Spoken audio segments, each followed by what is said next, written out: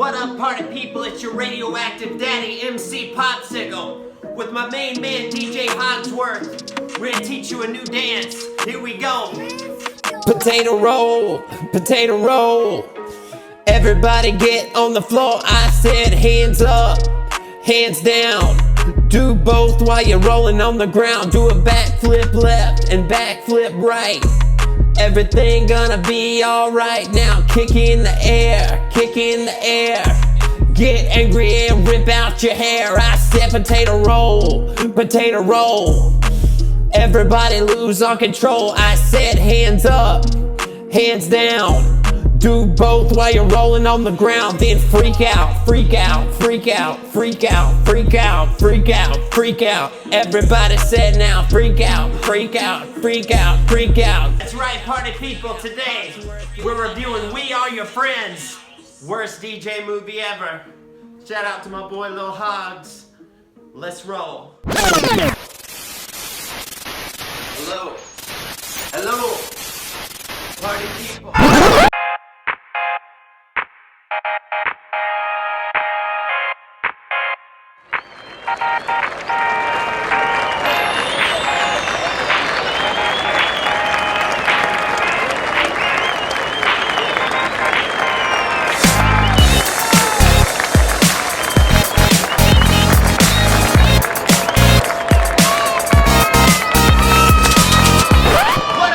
Girls and dangerous daddies, it's your boy, the millionaire, playboy, philanthropist, MC Popsicle!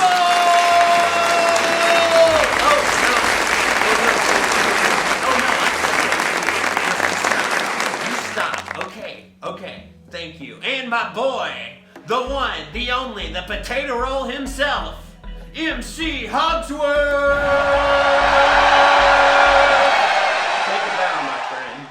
So, today, we are talking about We Are Your Friends, which is a DJ movie from 2015 with our boy, Zac Efron. So, I'm a DJ, you know, I do a little, and so I wanted to see what I thought of it, you know, because, like, I'd heard bad things, like, it made, like, no money, like, record-breaking no money. But I was thinking if no one saw it, then we don't know if it's good or not. You know? Maybe just everybody didn't feel like watching it. And we're gonna see if that's the case today. So, starts out, Zac Efron, he's a DJ in a club from time to time. He's not really well known, but he's trying, you know, he's not really getting paid or anything. And he has some friends and staying at their family's house and kind of bumming off them. And so it shows him play one show, and then boom, he's a loan shark. Him and all his friends become a loan shark just right out the gate. And you don't see him DJ, barely at all. He meets this guy, he's like maybe 40 or something, and he's like a big time DJ, kind of like a has-been, but still a pretty big deal. And he decides to kind of help him out. And this guy, the big time DJ, has a girlfriend, which Zac Efron is kind of like falling for.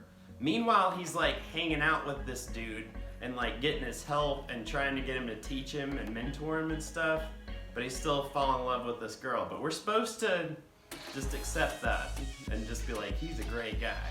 It's fine. It's fine. So they're loan sharking. They're kind of like going to some parties. Like there's so little DJing.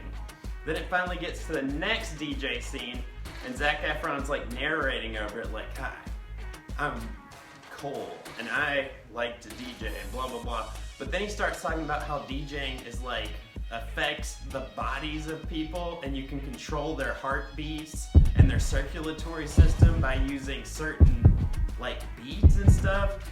And that is not true. Like they make it seem like it's some kind of like Sherlock Holmes thing and he like doing all this math and stuff to DJ, and that's not true.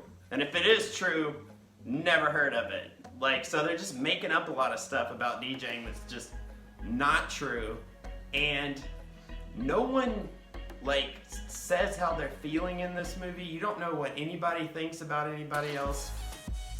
Like, he's real good friends with that has-been DJ with the girlfriend, and then he starts getting with the guy's girlfriend, and then when the guy calls him out on it, he's like, "You're just a has-been, and I hate you, and you're a terrible person," and all this stuff. And that had not been alluded to whatsoever. They were just like best friends. Like, they don't show you any type of like how people are feeling about each other. It just changes like on a dime, and you have like no idea what these people are thinking until they just like 180 degrees, 360 degrees, bam, bam, bam, bam, bam.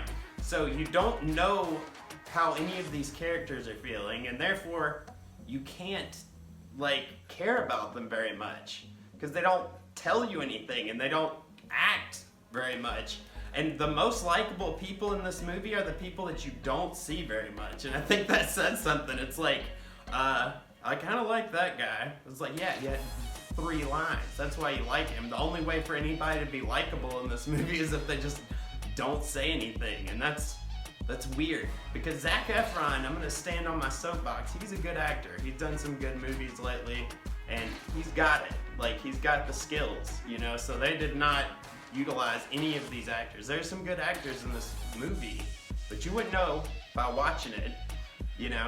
So this whole thing, they've been training together, like him and this has-been DJ, and then the situation with this girl.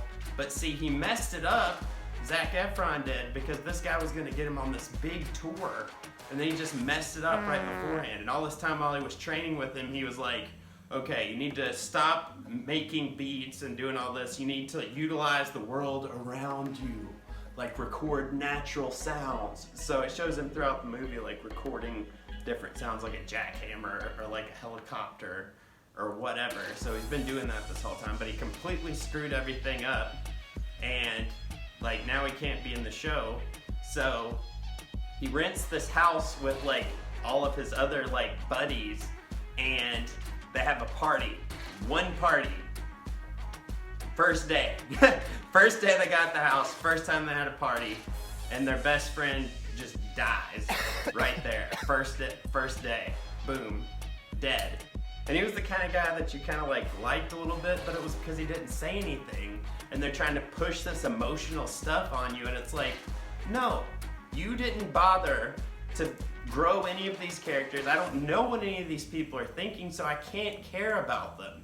It's not my fault. I want to care about your characters, but I don't know what any of them are thinking. I don't know how any of them feel about each other. If they just have to say it, they're just like, oh, I love that guy, or now I hate that guy, but I did love that guy. And it's like, well, tell us what you're thinking. We don't know.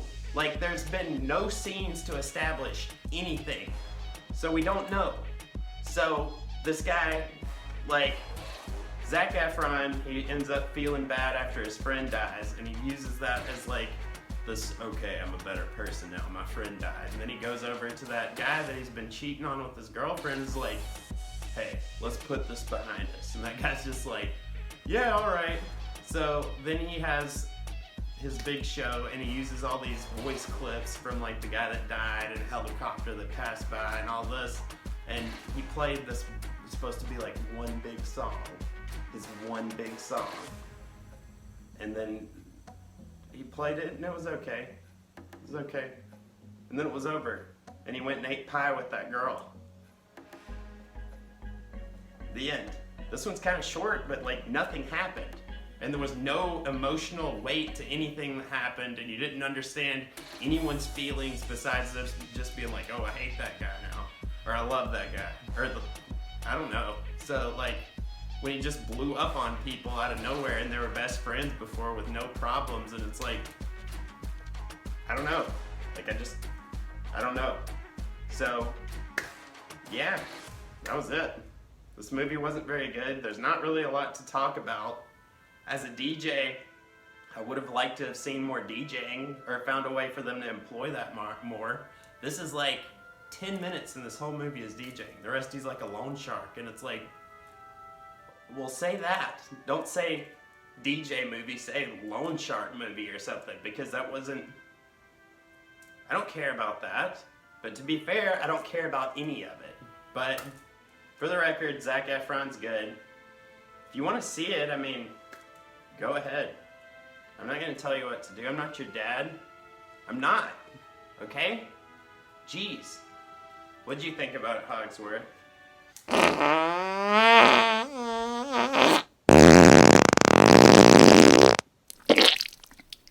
couldn't have said it better myself, man. You're a good guy. I love you, dude. So, this episode was sponsored by Filthy Shades. They make amazing sunglasses and shirts and all kinds of stuff. They're so cool. They've been really cool to me. Get some of these. They're not super expensive and they're really nice. Like, I love them. Best sunglasses ever, honestly. Also, 1428 Nightmare Studios made my face shield. Get one of these. They make custom ones, like whatever you want. Like, I wear them all the time and people lose their minds. They absolutely love it. Get one. They're really, really cool. Also, Sticker Yeti. Hit them up and they will make custom stickers just for you. You can get a Popsicle sticker from me if you want for $5. Hit me up or hit them up. They're really great. Also, Fanny Supply Company. They made my fanny pack. Love it. It also has like face cover things that go with it. They just come with it with the universe on them. Really cool. So hit them up. Also, Café du Chateau just sent me this French press and it is really nice. I love it. Best in the business. Make sure to hit them up. Also, Slimani.com sent me these AirPods. They're really great. Hit up Slimani.com. Also, PrettyMira.com. They make all my special effects contacts for my Popsicle World videos. So, also, shout out to Emerald Coast Pools. If you need your pool fixed, want something real fancy done, hit them up. They're great. Also, watch my new show, Popsicle World. It's gonna be a full movie, but I'm doing it 1 minute at a time. I just got to 30 episodes, and I'm gonna go to like 60, 70, 80, something like that. But I'm almost like halfway done, so please catch up, support it, support me, share this, like this, support my movie. Thank you guys so much. I hope you had a good time. I had a good time besides watching that movie. But yeah, I'll see you soon. More Popsicle World coming later. Not too much later, probably a few days. But yeah, see you later. Bye, buddies.